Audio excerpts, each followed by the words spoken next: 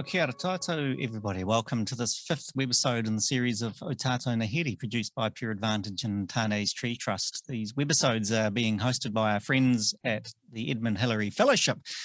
And in today's webinar, we'll be looking at climate change, the threats and opportunities to our ngāhere, and also what role forests and especially native forests can play in reaching our 2050 net zero emissions target for New Zealand. And I'm joined by three experts in this area. Dr. Mark Kimberley, a statistician formerly with Scion and now an independent consultant. Dr. Sean Weaver, an expert in environmental finance and Indigenous forest carbon markets. And Matt Walsh, who's the founder and MD of New Zealand Carbon Farming. Before we get into our panelists, just a reminder that we're very happy to take your questions. Please use the Q&A box that you can see there in Zoom for your questions. And also check out the chat, because in the chat we put references. If our panelists say something that we know there's a reference to on our website, or if they mention a link, we'll try and include that in the chat for further reference for you. We will be finishing at 7:30, but you know, there's so much more content available on our website, and all of the contributors tonight are featured on our website. And so there's a ton more information there for you to look at. That's pureadvantage.org. And of course, we'll be posting lots of stuff on social media. We really appreciate it if you can share on social to get the message out about this really important discussion about the role of native forests of our ngāhere in New Zealand, not just for climate change, but for our future prosperity across whatever way you want to measure it, whether it's commercial, spiritual, environmental, ecological, even cultural. So to our guests, in a minute, I'm going to ask our guests to introduce themselves, but I might just do an ad actually, because next week, the series continues and we have three amazing guests that are going to be talking to us about what role the government could play in expanding, protecting and enhancing our native ngāhere across New Zealand. And I think that's going to be a really good episode too, because you know, there is so much that we expect of government to do, but if we could be very pointed in our expectations, you know, we might actually achieve something. So to our guests, well, I wonder if I could get them all to introduce themselves, and we might start with you, Matt. Tell us about who you are a little bit, and what interests you in forests and in native forests especially. Thanks, Vince. Matt Walsh from New Zealand Carbon Farming. Our business is about growing trees to preserve the planet. So we own and manage the largest privately owned conservation estate in New Zealand, and we grow those trees to contribute to climate change, not for harvest. We've been doing that for more than a decade, and we have 66 million trees that we're growing to protect the climate. 66 million trees seems like a lot. It is really a lot, but that's just getting started from our point of view. We have lots more to do. And when we started out, we all had young kids.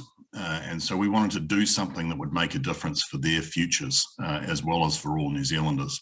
Yeah. And at the time, climate change was already out there as a problem, but really very little was being done to address it. And so we established New Zealand Carbon Farming as a way of investing and doing something to make a difference for the climate.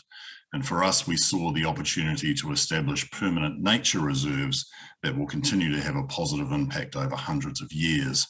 And as we've grown, we've attracted passionate, talented people who love the idea of getting up in the morning and going to work to help the environment, which is what our business is all about. But what I'm most proud of is that myself and my co-founder, Bruce Miller, are just a couple of local guys who have started a business with an ambition to make a difference. And over time, we've been able to achieve more, and that ambition has got bigger. So together, we're proof that on an individual level, you can make a difference to climate change, provided you have the drive and ambition to do so.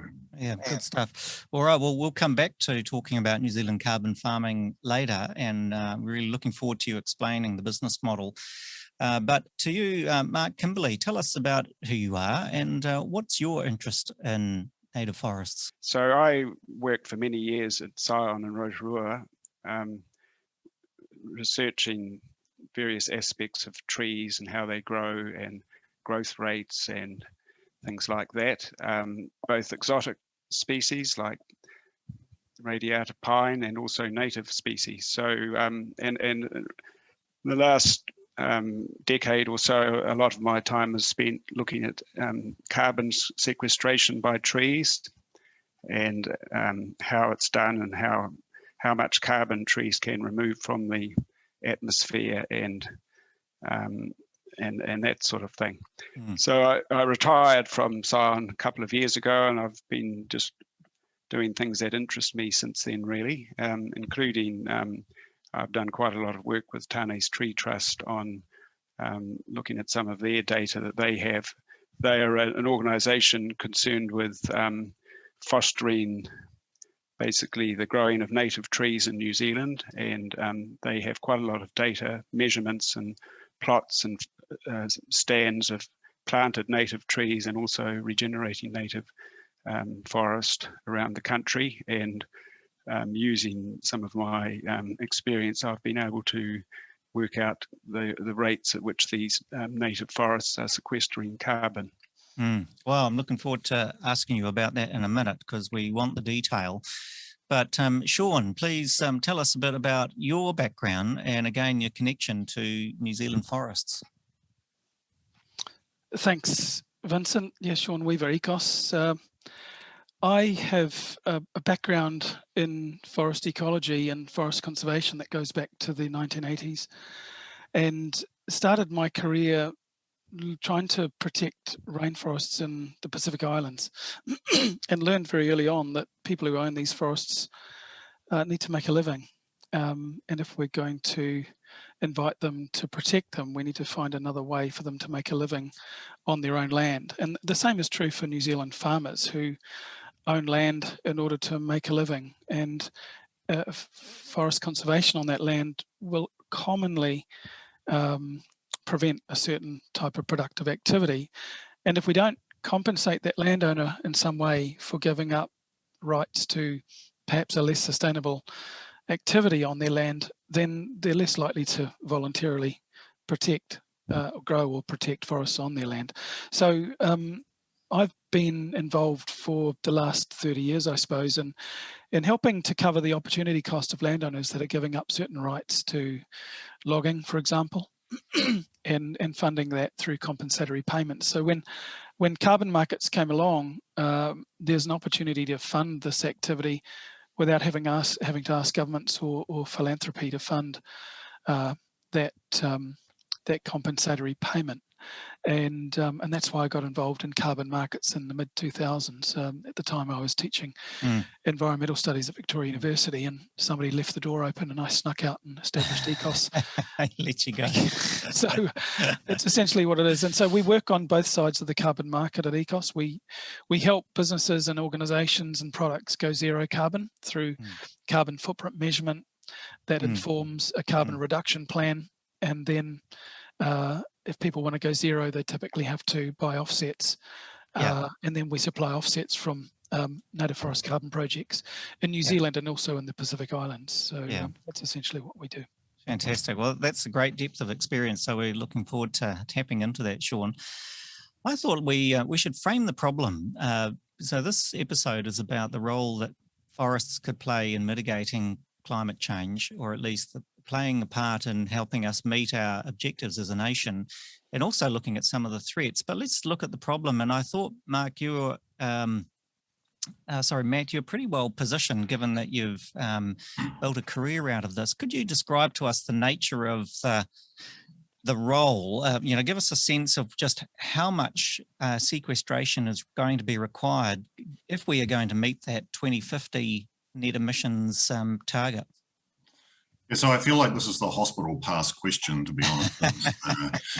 There's just so many different numbers swirling around climate change, and trying to make sense of all of that is quite difficult. So I'm going to try and simplify that this evening, if that's even possible.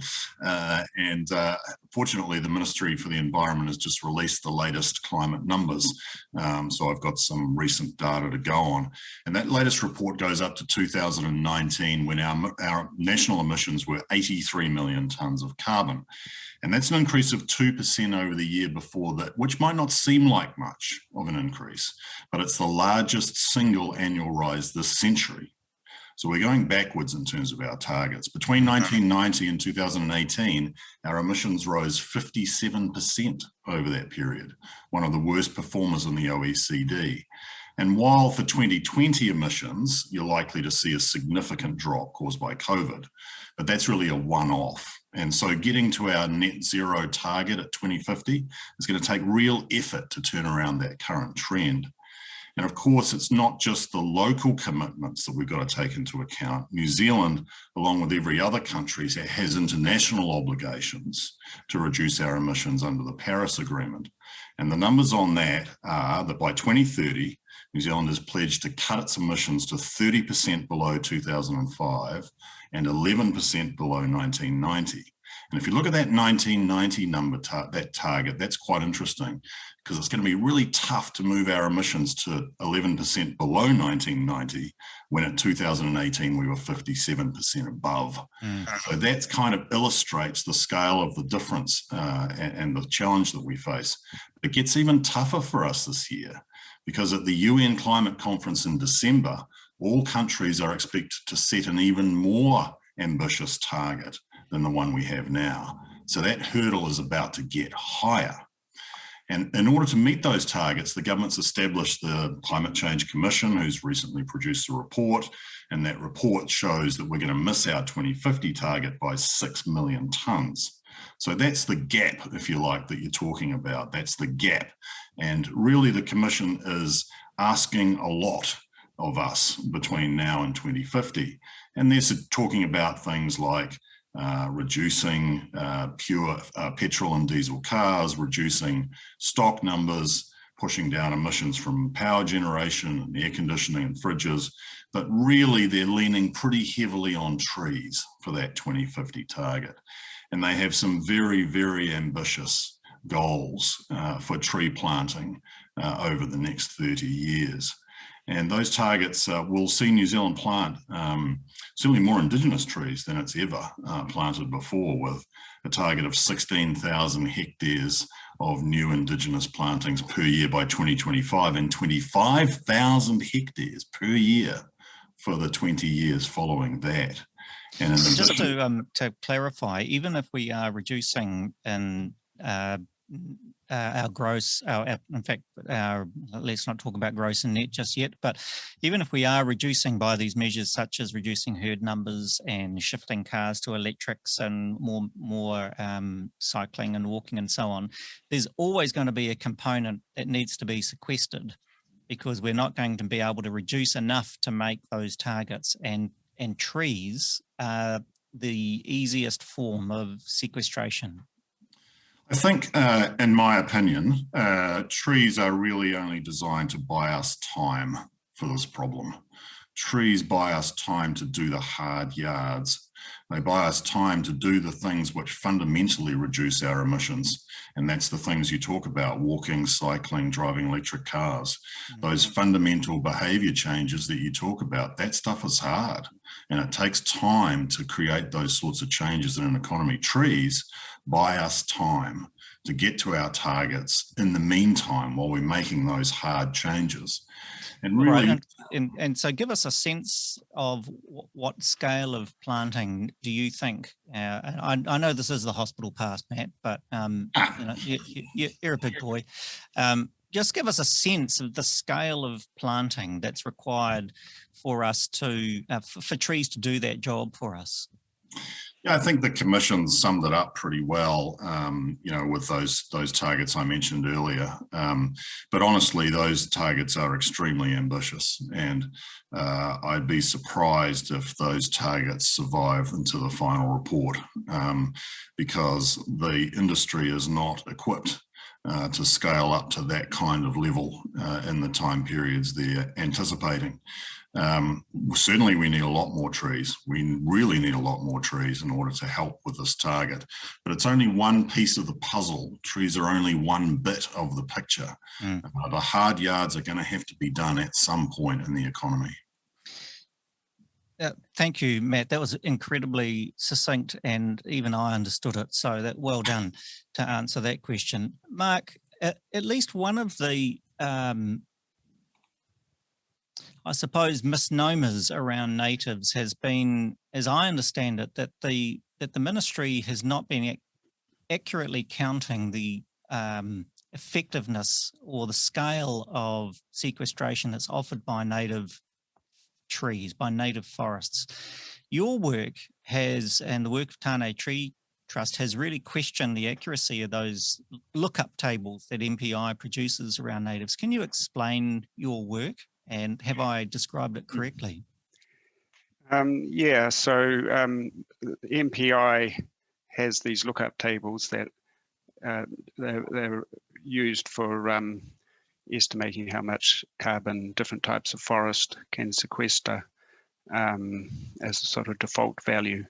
And just roughly speaking, I think radiated pine, they, according to the lookup tables, it will sequester around 25 tonnes of CO2 from the atmosphere per hectare per year, roughly speaking.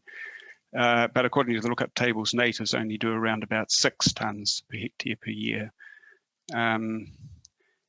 But those tables are really pretty conservative, and for the natives in particular, they are quite a bit lower than what we've found from our measurements of actual growth rates of trees.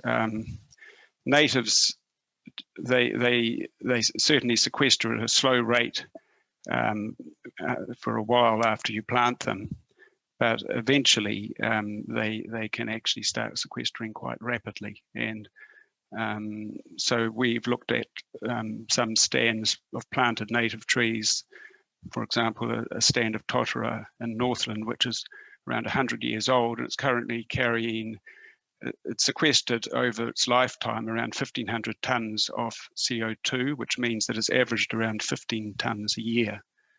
And it's currently averaging close to 30 tonnes a year. So it's kind of current rate, which is way higher than what the native lookup table was suggesting.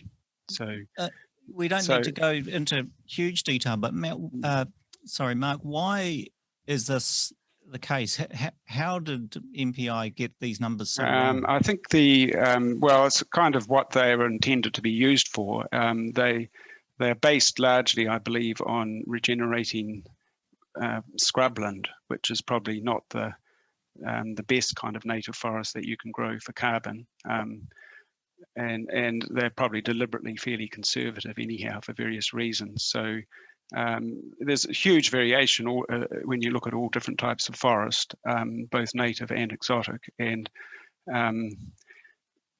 yeah, but certainly those are right at the low end of what you'd expect from natives. You can certainly do much better if you have the right sort of trees growing at the right stocking and on the good sites. Yes. What are the chances of the government or MPI in particular changing its stance or changing those lookup tables, or are they internationally determined? No, I'm not an expert on how that was all done, but they're used for a specific purpose in the as a kind of default value for small landowners to work out how much carbon they're sequestering, so they can claim carbon credits. So they have a fairly limited use. They're not really intended as a kind of general idea of what trees will sequester. Yeah, so hopefully the research we're doing and the measurements we're taking will give a better, more accurate view of what you can expect to sequester from native forestry. Sean Weaver, going to your experience with both here and in the Pacific, would you say that the role of Indigenous forest as a carbon source is it well understood, and to what extent do these new figures that Tane's Tree Trust and Mark is talking about elevate the potential for native forests to play a bigger role in climate mitigation? Yeah, firstly, native forests deliver a whole lot more services than just carbon storage, as many people fully understand. And the benefit of native forest carbon projects and permanent forest projects, like the projects that Matt's doing and the projects that we're doing, is that they're delivering a broad range of ecosystem services, many of which are including building climate resilient landscapes that are going to have permanent forest on them and help landscapes be more resilient to things like extreme weather events like floods and droughts, and especially floods and flood damage. And this is true in New Zealand, but also and especially in the Pacific Islands, which are very, very exposed to cyclone damage, and the damage to the economies of the Pacific Islands and those communities is much more severe and intense than we get in New Zealand.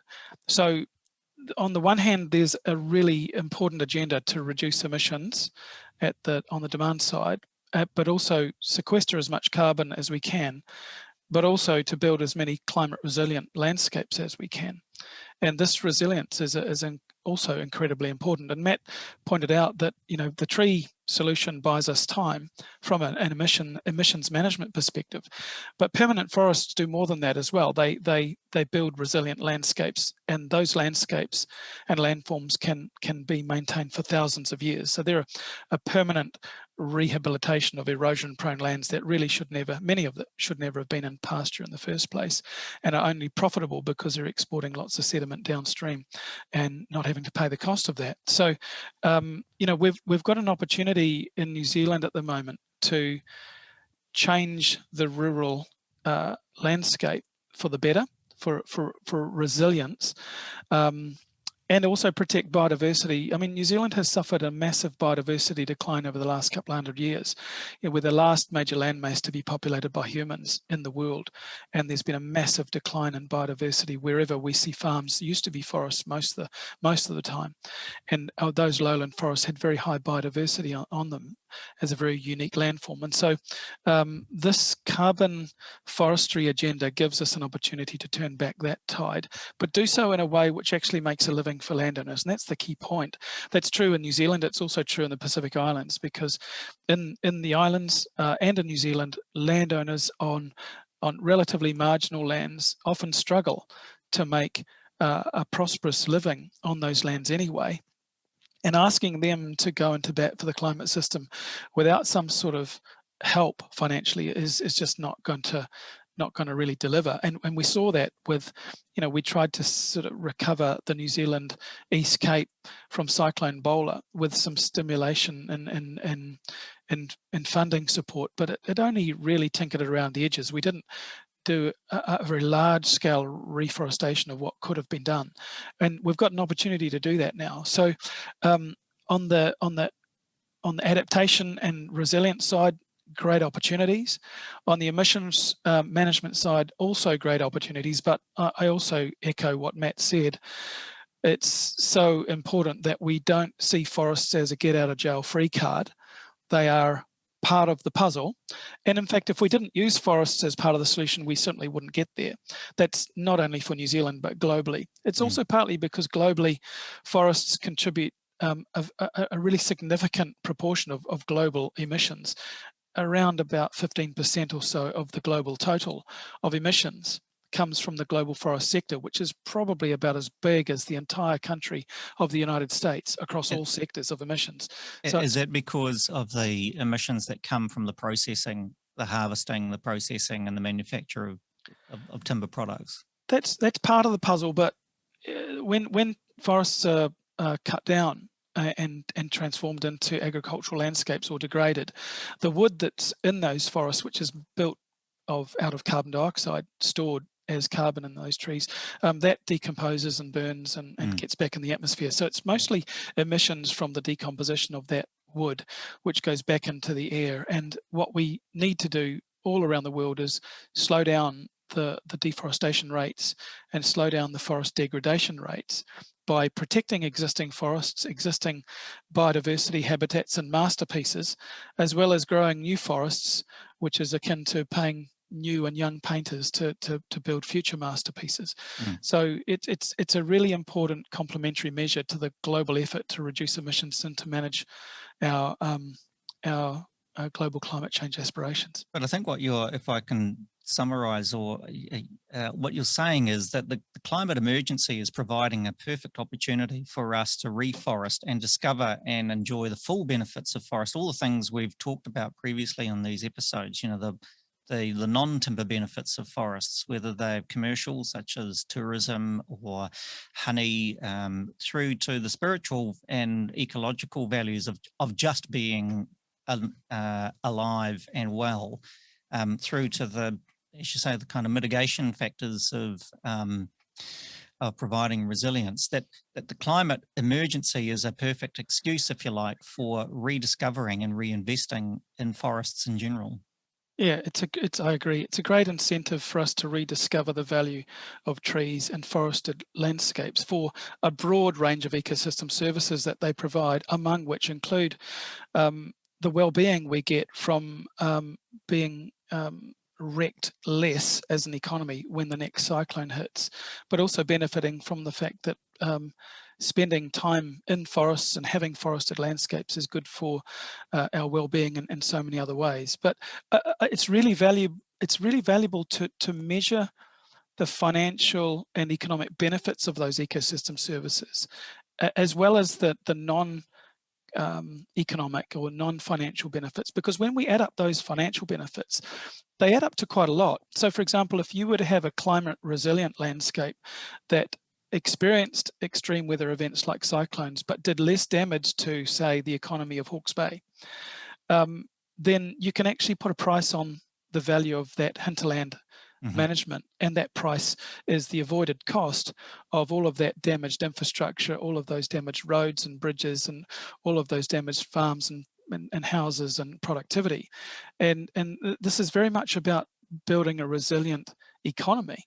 So this is not just a mission to look after nature, it's a mission to look after people as well. Now, there are forests and forests, and I suppose the emphasis of this whole series has been about growing indigenous forest, native forest.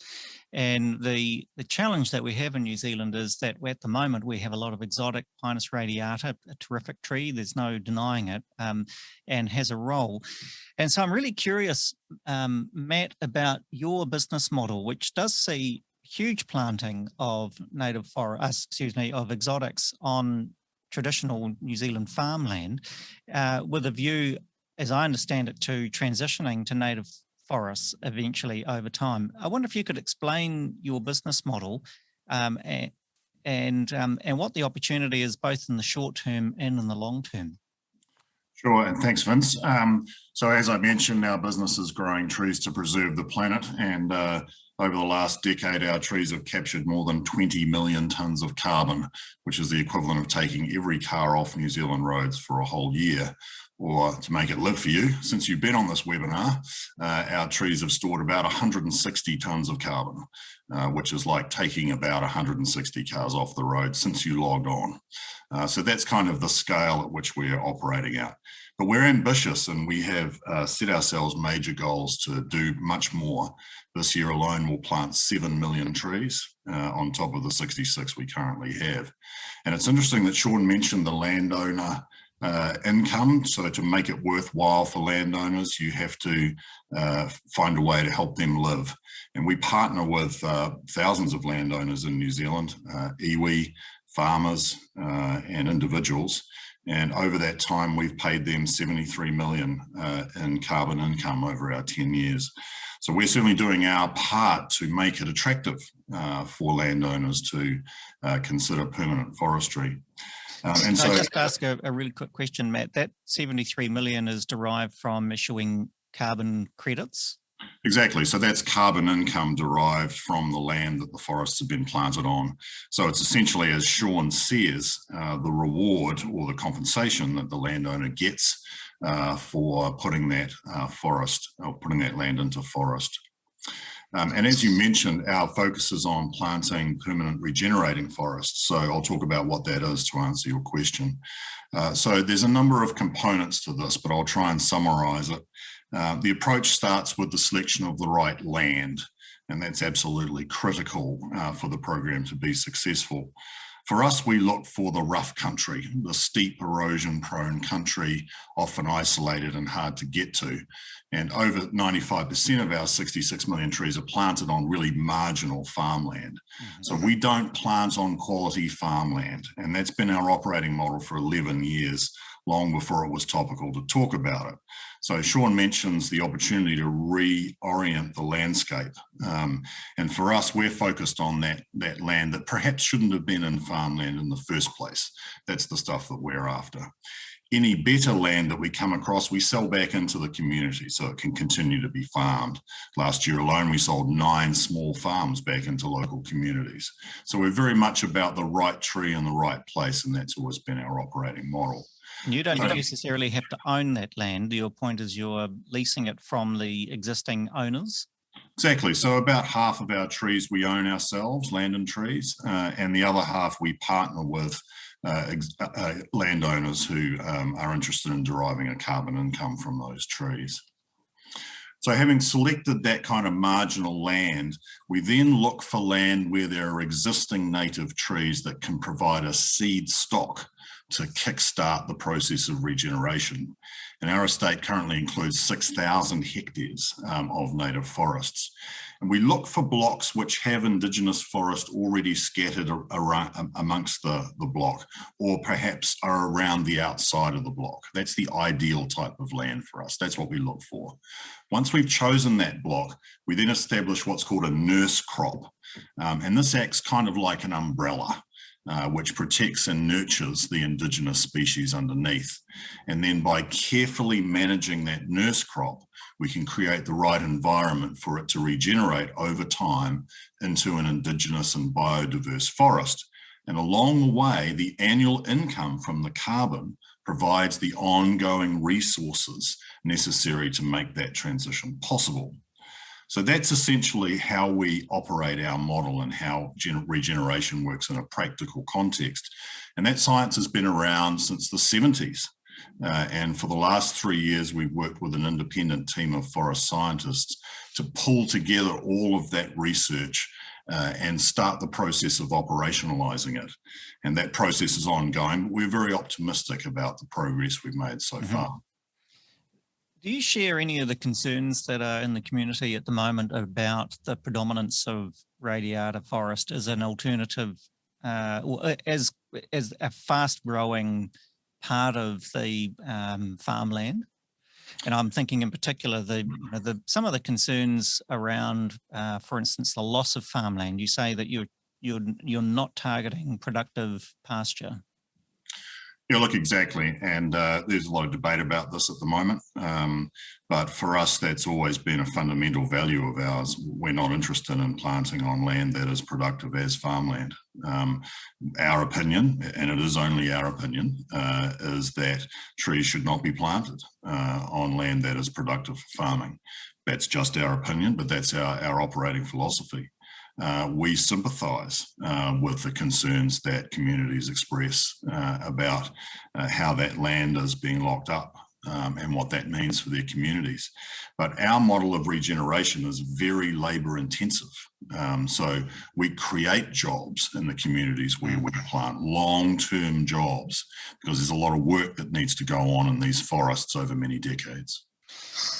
Yeah, I'm really curious about that management exercise, because I'm assuming that, by some miracle, native forests don't just spring up underneath the darkened canopy of a pine forest. So can you tell us about what kind of, tell us about that management? How do you manage a transition, and maybe even give us some specific examples of areas that you see it working in?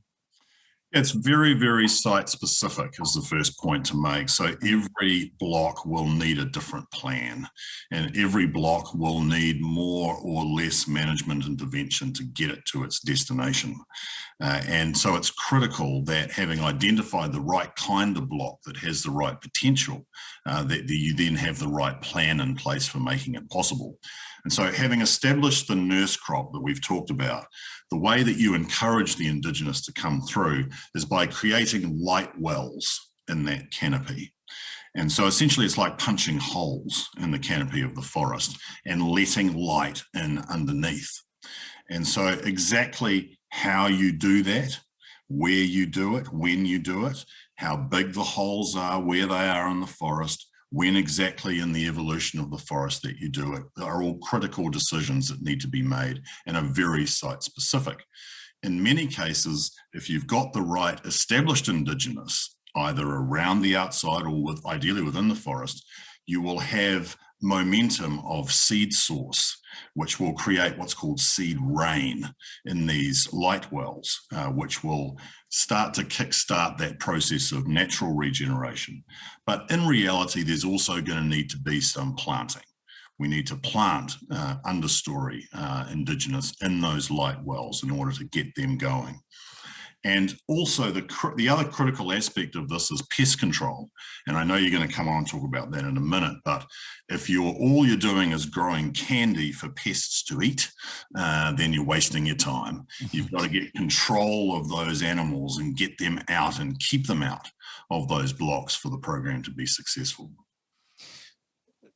It's an expensive exercise, that what you're talking about.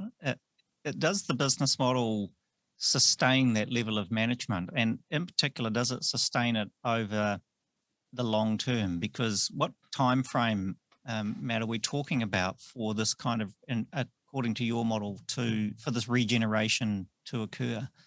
Look, the science indicates that it takes decades. This is a long-term process, but a lot of the groundwork can be done early. So if you choose the right block, you plant the right nurse crop, you have the right holes or light wells punched in the forest at the right time, and you establish the right Indigenous in those light wells in an environment without predators, then you have set the forest on the right path. All of those actions happen in the first 30 years of the forest. So really what you're talking about is investing the majority of your money in the first 30 years.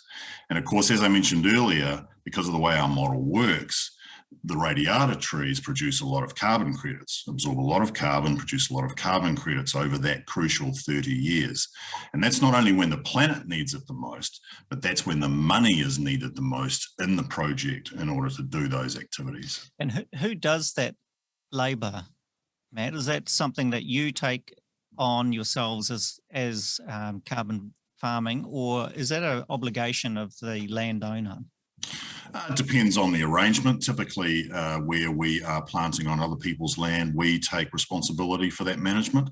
But in the case particularly of iwi groups who are very interested in the creation of skills and employment opportunities in their areas, we will look to have a structured plan around how we use local people on particular blocks. Sean, the model sounds fantastic. Thank you, Matt, for answering those questions. The model does sound fantastic, and if it was successful, I guess we would be feeling quite excited about this opportunity. But what confidence do you have as a scientist that the model is correct? What confidence do you have as an ecologist that this level of management can be sustained to actually deliver, in the end, an Indigenous forest?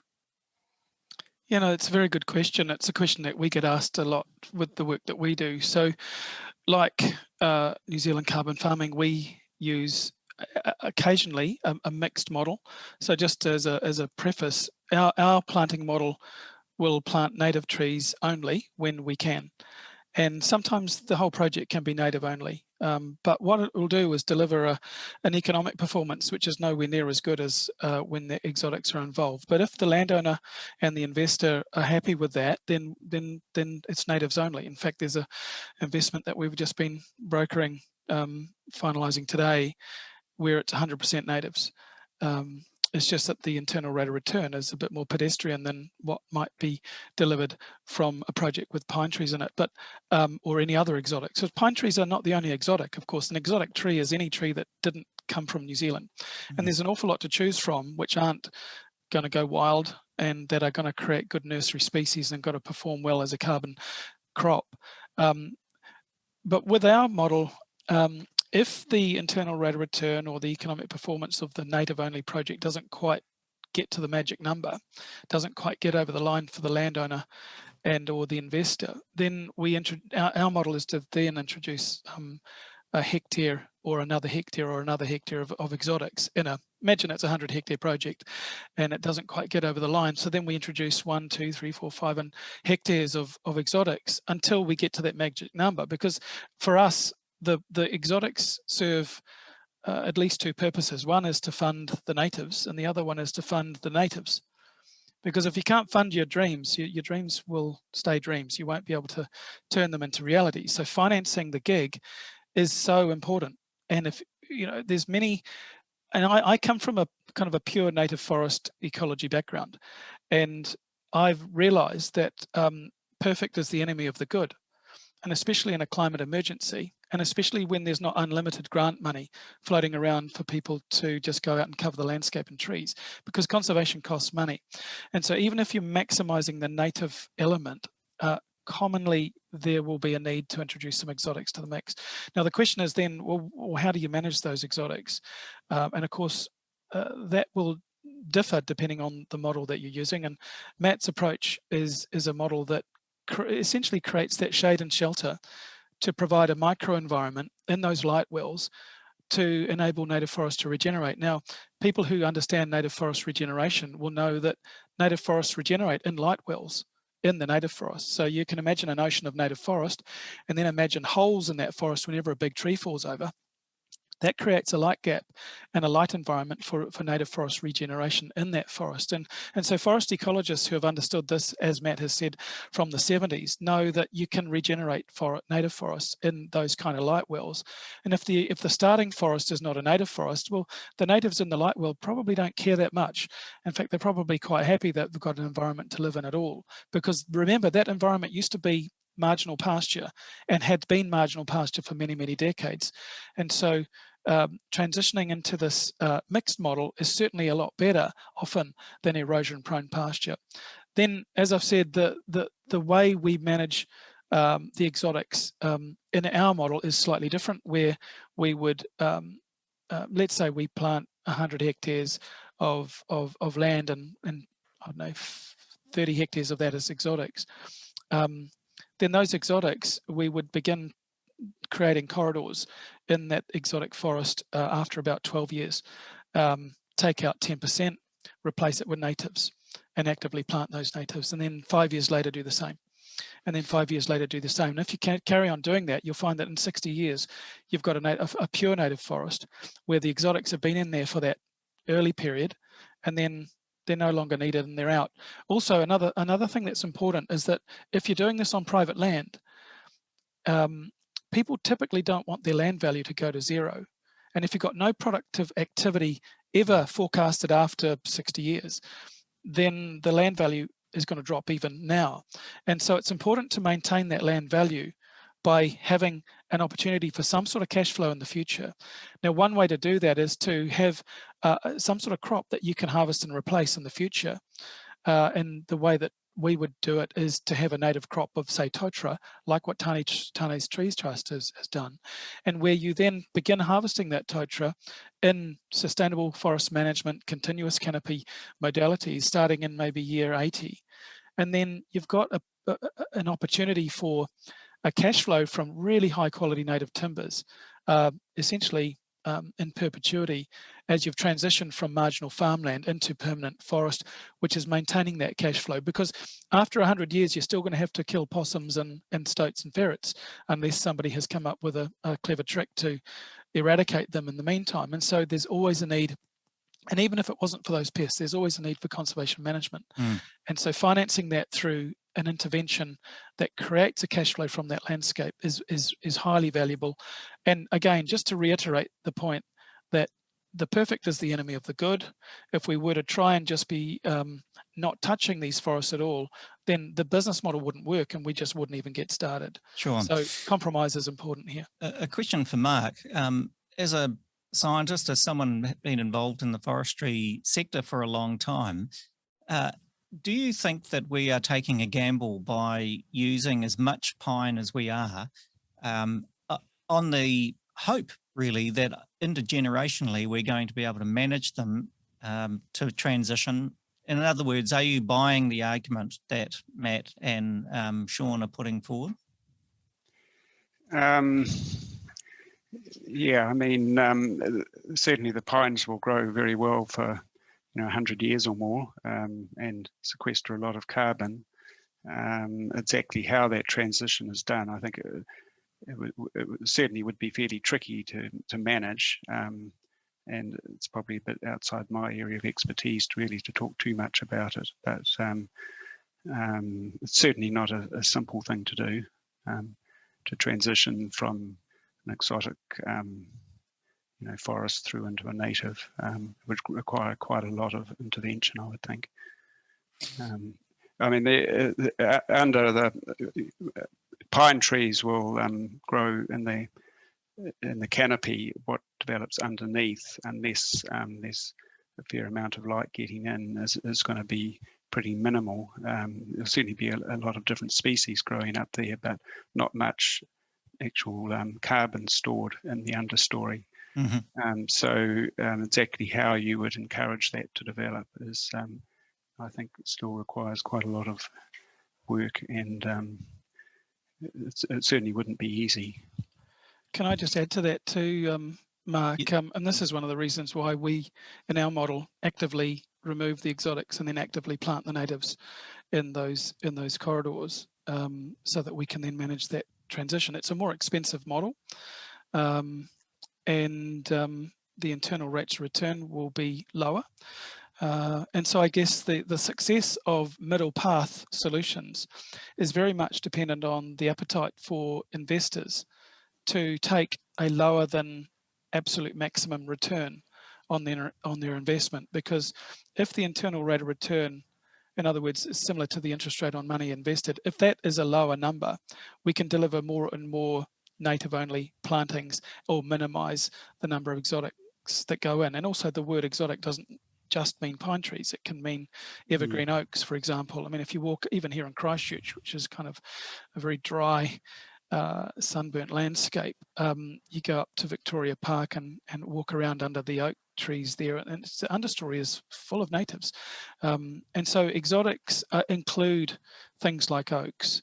They include leafy trees, as well as softwood species, which are the pine trees and the redwoods and things like that. But fundamentally, if the economics don't work, then it's going to stay marginal farmland. And this is where, yes, we do have to take a gamble, because the gamble of not acting is a bigger gamble. I think that's a key thing to take home, is the cost of doing nothing, the cost of not doing this kind of work is going to be far greater than the cost of making an error here and there. And what Matt's company is doing and what we're doing is getting the best advice available. Sometimes the same scientists are involved, and I've got a PhD in forestry myself. So we're doing our due diligence on the forestry models to minimize these risks and use best practice.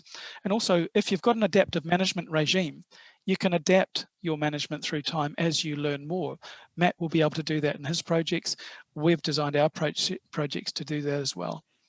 I will leave this issue, but I just want to ask one question to Matt, if I may. Matt, what accountability is there? Should part of, and I'm not saying the entire model would fail, but if parts of your program. For instance, there might be parts of the country where pests get out of control, or where you've introduced a fire risk because you've got a permanent forest. What accountability exists for you and for those landowners who, and presumably, you know, this accountability needs to be intergenerational if the model doesn't prove to be as successful as we hope? Yeah, look, I'm pleased you've asked that question because there is a very strong answer to it. So legislation passed last year creates a new permanent forest category in the ETS. And that permanent forest category effectively ensures that forests are protected in perpetuity by creating tough penalties for the people managing those forests.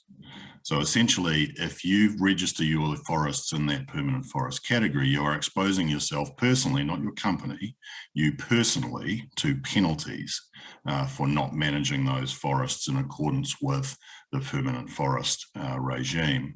And I'd go so far as to say that no forest project, exotic or indigenous, can say that its trees are protected in perpetuity unless they're registered in that permanent forest category with the associated personal obligations for those involved. For our part, we will register all of our forests in that permanent forest category in the ETS. That makes us highly motivated to resolve any of those issues that Sean talks about and any of the uncertainties that Mark mentioned. We have our heads in the lion's mouth here, and that's how much we believe in the potential for regeneration to benefit New Zealand and the planet. Thank you for answering that, Matt. There are so many questions and we're just not going to get time to go to them. So let me just throw a couple to you. And this is probably one for Sean and for Matt. It's from Jackie Amos, who's one of our contributors and a tree ecologist and scientist. So she asks, in particular, she's curious to know what kind of trees are being planted. What types of trees has your company been investing in for permanent forests? And a related question, can you explain in more detail exactly how that transition happens once the pines reach their maturity? Sure, I can have a quick go at that first and then pass over to Matt. So, for example, the investment model that we looked at today and that we've been working on the last month or so, few months, is native species. So it's planting species that are already growing on the landscape that the project is going to be located on. It's some Maori land up in Northland, and so that's a native forest. It's going to have a mixture of totara. There'll be some manaka. There's some mahui. There's a range of species. One of the interesting things that when you plant native forests or plant any forest is that nature is also going to do some of the planting for you, and that's going to come from the kind of seed rain that Matt mentioned, where nature will, through bird dispersal and also through wind dispersal, will bring native seeds to the site. And so an element of the project will be planted by nature anyway. For us, when there's an exotic element, let's say the farmer wants a woodlot as part of the project to lift the performance because maybe natives on their own won't compete with beef and lamb revenue that they're giving up, then it's really up to the farmer to determine what their preference is. One farmer that we've worked with wants oaks on their land, and so oaks are going in. Another landowner wanted eucalypts on their land, and so eucalypts are going in. Others want a redwood forest for that woodlot. Others want a pine. And the reasons to choose these things might relate to what kind of wood you want from it when it comes to harvest time. It might relate to the costs of establishing them. You know, a pine seedling is about 45 cents. A eucalypt seedling might be 65 cents, and a redwood might be $1.80, say. And seedling price is a very sensitive part of the financial model. And so your choice of seedling type is going to impact a lot on the economic performance of the project.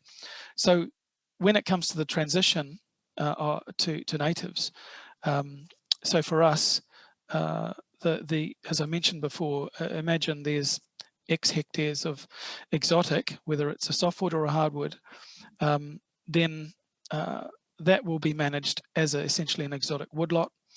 After about 12 years, it depends on the species and it depends on the situation, but let's imagine it's about 12 to 15 years, the first corridor of that exotic forest is cut down and then replanted in natives. And in those early years, you're not going to get really any cost recovery on that timber because it's not really merchantable at that very young age. But as the 5 years later, do it again, and 5 years later, do it again. And as you continue that process, the timber that you're taking out of the forest can fund the reforestation of that same corridor in natives. And so essentially, we're actively using the exotics to fund the planting of the natives, and ideally planting a majority of the area in natives anyway, and then the minority which has exotics, that minority area would be transitioned through this corridor model, so that if you repeat that, if you do 10% removal and replacement every 5 years, then within 60 years, you've now got a fully native forest where you started off with an exotic woodlot. Okay, thank you, Sean.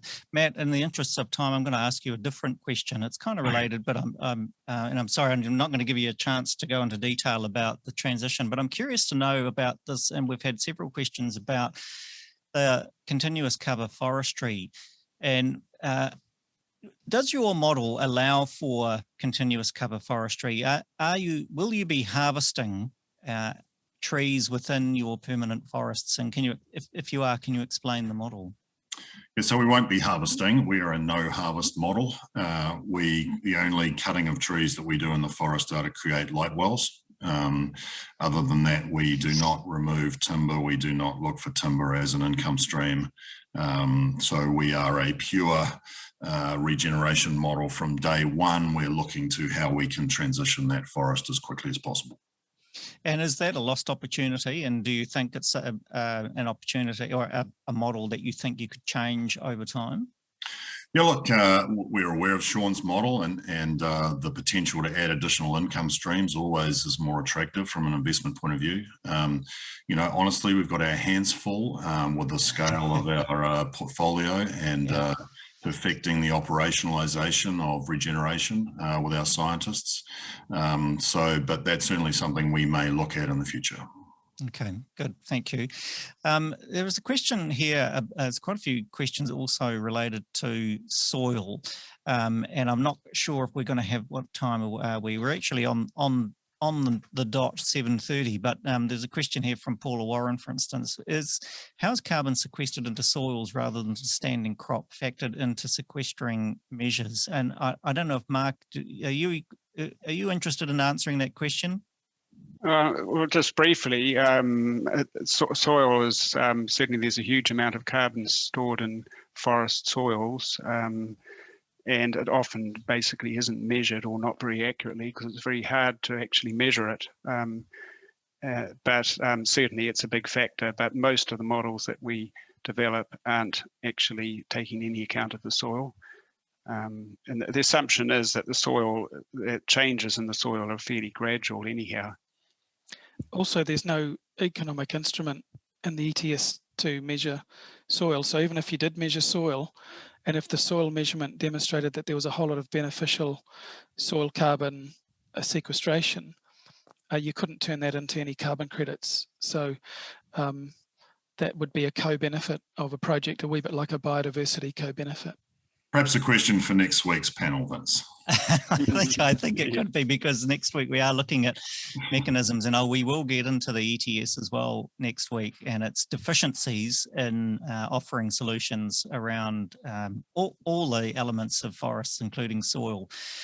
We are out of time, and I feel like we've only just started, and I feel sorry for you that you haven't had a chance to have all your questions answered on the chat. But please do keep them coming in. I think, Simon, is there any way that we could continue with this online in another form? Yeah. Okay, he's saying yes, so we'll get onto it. So you guys haven't got off yet. We're going to come back to you. Look, it's been a real pleasure talking about this. We do feel like we have only just scraped the surface of what the potential is for forests to provide climate resilience and sequestration. So let me please thank you, Mark Kimberley, Matt Walsh, and Sean Weaver for joining us. Thank you to all of our audience who have joined us tonight. Good numbers, good questions. And please do come back next week, because we've got Dr. David Hall from AUT, also Annabelle Chartres from PwC, both of who have contributed to the Aotearoa Circle and to Pure Advantage, thinking about biodiversity credits and other mechanisms that could be used to incentivise foresters and landowners. And also Kevin Prime, who is actually a living, breathing example of a landowner and of a family business that is doing very much the things we talked about in today's episode, planting native and exotic forests in a whānau-run business. So we look forward to that episode. Thank you very much. Thank you, Simon. Thank you to the team, and noho rā.